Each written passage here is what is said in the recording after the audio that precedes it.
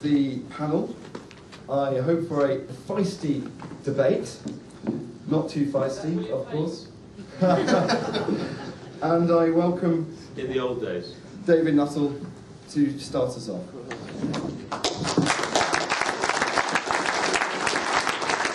Well, thank you very much indeed, Rory, for that kind introduction. And can I start by, as this is in fact the last actual session of the Freedom Zone, in saying a very big thank you to the Freedom Association for what they've done over the last couple of days, and indeed what they've been doing for a few years now in putting on this Freedom Zone, because it is increasingly becoming the place to be seen, the place to go and listen to a real debate where arguments are not shut up and they are allowed to take place and people can air different views and have debates about things which actually people out there in the country are actually talking about, and that's what people expect to see of a party conference, because we are all a broad church, and it would be a very surprising place indeed if we all agreed about absolutely everything.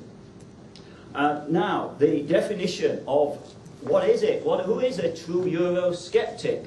What does it mean to be a true Eurosceptic? Because unless we decide that, then of course we've no idea of being able to answer this question.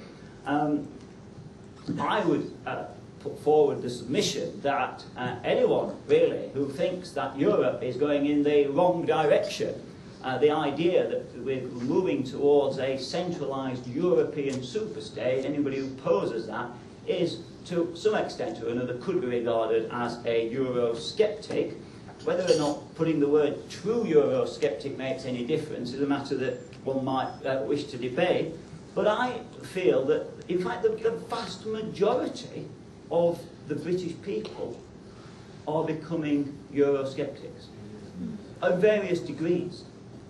Now, I think the challenge that we have is that, well, the challenge that those of us who believe we would be better off out of the European Union is that we have to ensure that a majority of the British people are prepared to take that crucial step in a referendum, as I believe it probably will finish up in our referendum sooner or later, to say, yes, I am prepared to vote for this country to stand on its own 2 feet once again and leave the European Union.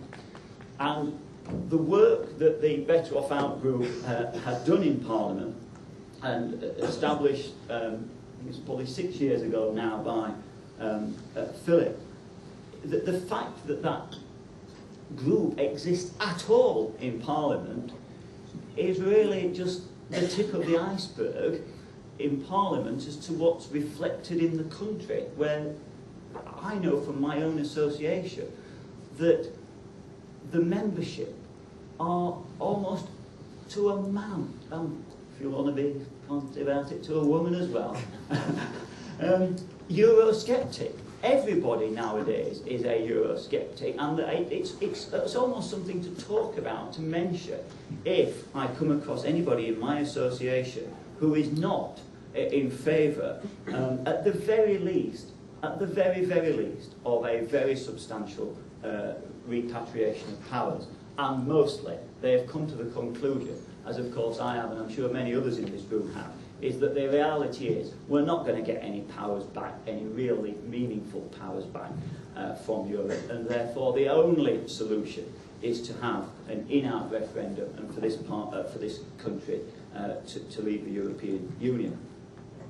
Now, frankly, I don't care whether the Conservative Party is more Eurosceptic than the UK Independence Party, than UK. I don't care whether they're more Eurosceptic than the Conservative Party.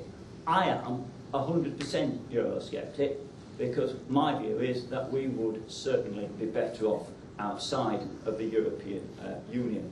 What is crucially important, absolutely essential, is that all the groups, and they seem to be increasing as the weeks go by, who argue and put forward the case for us to leave the European Union, must work together.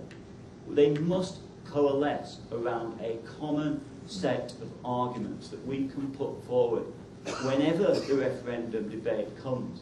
Because if the British people are faced with 4 or 5 or 5 or 6 or 6 or 7 different organisations putting forward their own nuanced arguments as to why we would be better off out of the European Union, it will be a disaster.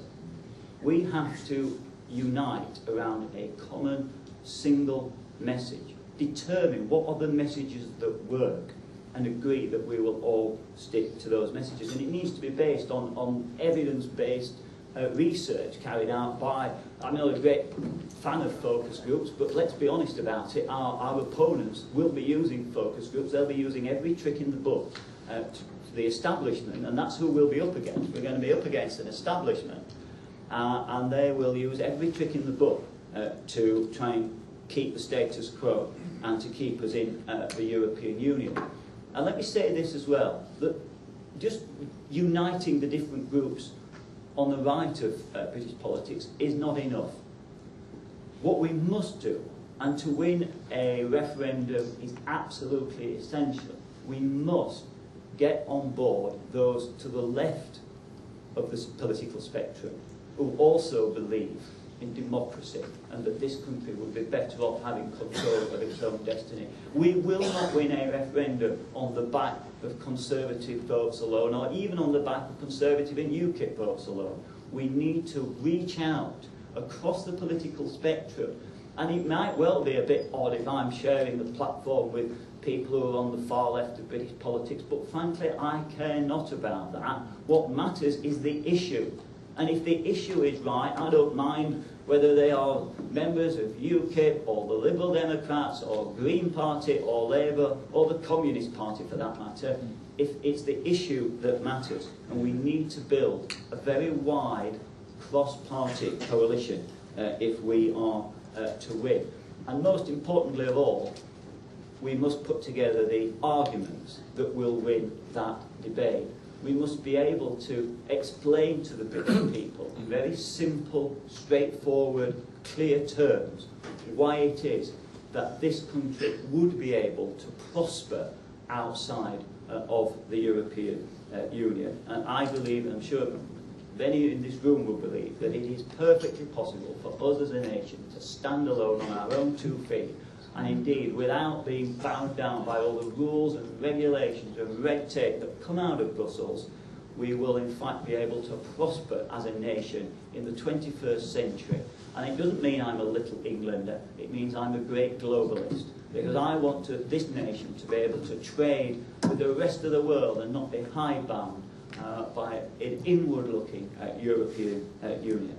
So I hope that we can put any party political differences to one side. Let's concentrate on what really matters for the good of our country and ensure that whenever a referendum comes, and I hope it will be a straightforward in-out referendum, we are ready, and we're ready to win that argument for the sake of the British people.